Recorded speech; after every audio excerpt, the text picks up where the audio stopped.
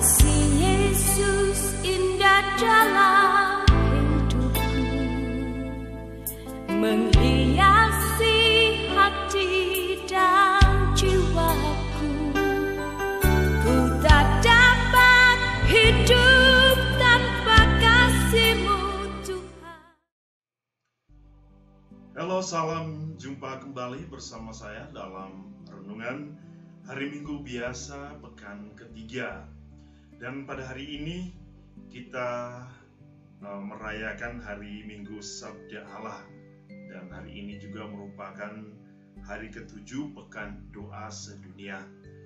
Semoga hari ini kita semua dalam keadaan sehat walafiat, dan semoga kasih karunia, cinta, dan berkat Tuhan berlimpah atas hidup kita dan keluarga kita. Saudara-saudari yang dikasihi Tuhan, hari ini kita diundang kembali untuk mendengarkan firman Tuhan. Dan hari ini Injil Markus bab 1 ayat 14 sampai 20 akan mengiringi perjalanan hidup kita hari ini. Dan semoga pada hari Minggu ini kita semua boleh menikmati sukacita ilahi bersama Tuhan. Marilah kita semua mendengarkan firman Tuhan. Inilah Injil Yesus Kristus menurut Markus. Sesudah Yohanes Pembaptis ditangkap, datanglah Yesus ke Galilea memberitakan Injil Allah.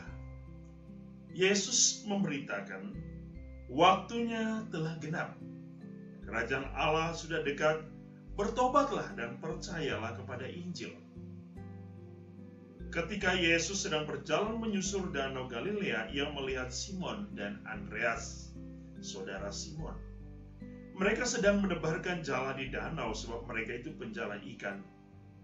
Yesus berkata kepada mereka, "Mari, ikutlah aku dan kamu akan kujadikan penjala manusia."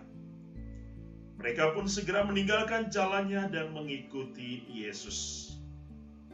Setelah Yesus meneruskan perjalanannya sedikit lagi, dilihatnya Yakobus anak Zebedeus dan Yohanes saudaranya sedang membereskan jala di dalam perahu. Yesus segera memanggil mereka dan mereka meninggalkan ayahnya Zebedeus di atas perahu bersama orang-orang upahannya. Lalu mereka mengikuti Yesus. Demikianlah Injil Tuhan. Saudara-saudari yang dikasihi Tuhan, pada hari Minggu pekan ketiga di masa biasa ini, dan pada hari ke-7 pekan doa sedunia, kita semua merayakan perayaan hari Minggu Sabda Allah. Dan hari ini Sabda Allah yang senantiasa bergaung dan senantiasa Tuhan sampaikan kepada kita tentang pertobatan. Bertobatlah dan percayalah kepada Injil. Saudara-saudari, ketika kita berbicara tentang pertobatan, berarti kita berbicara suatu kehidupan baru di dalam Allah. Sebab bertobat berarti kembali kepada sumber kehidupan, sumber segala kesucian, sumber segala berkat, sumber dan asal-usul kehidupan kita, sumber dari firman yang menjadi pelita hidup, firman yang menjadi kekuatan dan keselamatan hidup manusia. Pertobatan berbalik arah dari arah yang salah kepada arah yang benar. Berbalik dari kehidupan lama kepada kehidupan baru. Bertobat berarti meninggalkan kehidupan dunia yang senantiasa menyusahkan dan menyengsarakan kita kepada kehidupan surgawi yang membawa kebahagiaan. Bertobat berarti kembali kepada kebenaran dan jalan Allah sendiri.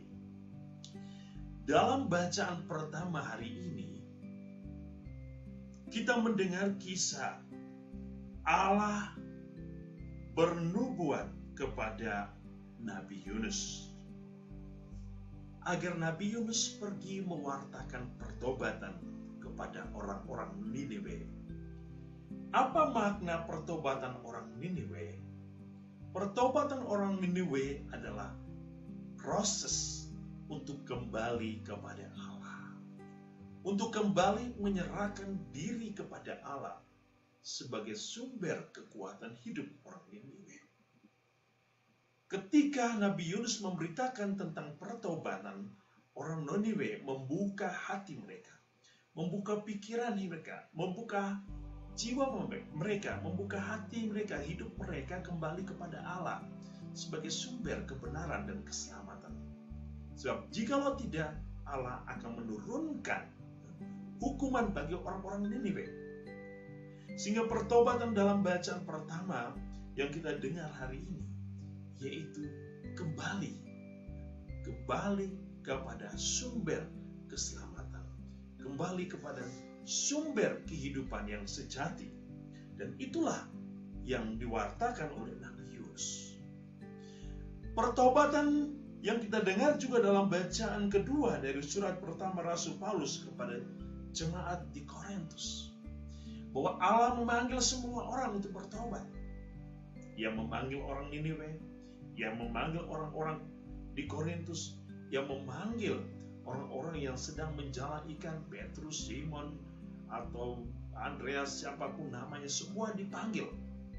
Bahwa Allah mengambil inisiatif untuk memanggil setiap orang kembali kepadanya. Kepada umat di Korintus, Paulus menyerukan, waktu kita sangat singkat, bertobatlah. Orang-orang yang saat ini terlalu mengandalkan kekuatan dunia, terlalu mengandalkan harta dunia, Paulus dalam bacaan kedua mengingatkan untuk kembali kepada Allah, surga sebagai sumber kehidupan kekal. Sebab dunia yang mereka kenal saat ini adalah dunia yang pasti akan berlalu. Tetapi kehidupan surgawi adalah kehidupan yang kekal. Paulus menyerukan kepada jemaat di Korintus untuk senantiasa meninggalkan kehidupan duniawi dan kembali percaya hanya kepada kehidupan surgawi yang diberikan oleh Allah. Allah mengingatkan melalui Rasul Paulus tentang dunia yang tidak pernah kekal. Dunia yang memberikan kesempatan kepada manusia hanya dengan batasan waktu. Oleh karena itu, saudara-saudari, seruan Paulus juga menjadi seruan kita hari ini. Bahwa kita tidak boleh terjebak, terbuai oleh keindahan dunia, lalu kita lupa bahwa dunia sesungguhnya tidak memberikan kehidupan kekal kepada manusia. Sehingga manusia diharapkan untuk mencari kehidupan yang kekal, yaitu kebenaran sabda Tuhan. Dalam Injil Markus hari ini kita mendengar seruan pertobatan oleh Yesus. Bertobatlah sebab kerajaan Allah sudah dekat. Percayalah kepada Injil. Pada hari Minggu sabda Allah kita diingatkan bahwa firman Tuhan, Injil Tuhan adalah sumber kekuatan manusia yang menjadi pelita, pedoman dan pegangan hidup manusia. Injil juga hari ini mengingatkan kita akan panggilan pertobatan. Semua orang dipanggil untuk bertobat. Bertobat menurut Injil Markus hari ini yang kita dengar, yaitu datang kepada Yesus, mengikuti Yesus, dan membiarkan hidup kita masuk ke dalam kehidupan Kristus yang digambarkan dengan jala. Setiap orang yang masuk di dalam jala Tuhan sendiri, dialah yang akan selamat. Tetapi setiap orang yang telah dipanggil, telah diundang, tetapi tidak mau masuk di dalam kehidupan Allah, tidak mau ditangkap oleh jala Tuhan, maka ia tidak layak untuk masuk ke dalam kehidupan kekal. Bertobat berarti senantiasa percaya kepada seruan Injil, seruan kebenaran, seruan firman Allah. Bertobat berarti mengikuti cara hidup, pola hidup, dan gaya hidup Tuhan sendiri. Maka Yesus hari ini memanggil, mari ikutilah aku dan kamu akan kujadikan penjala manusia. Saudara-saudari, pada hari Minggu ini kita semua, siapapun, diundang untuk kembali memperbaharui hidupnya di dalam semangat pertobatan. Diundang untuk mengalami kembali cinta Tuhan yang hilang oleh karena dosa di dalam diri kita. Untuk kembali menikmati rahmat Allah yang Ia curahkan dalam hidup kita, yang telah hilang dalam kehidupan kita oleh karena dosa. Tuhan mengharapkan kita untuk hanya hidup di dalam kebenaran, menurut pedoman hidup, menurut cara hidup Allah sendiri.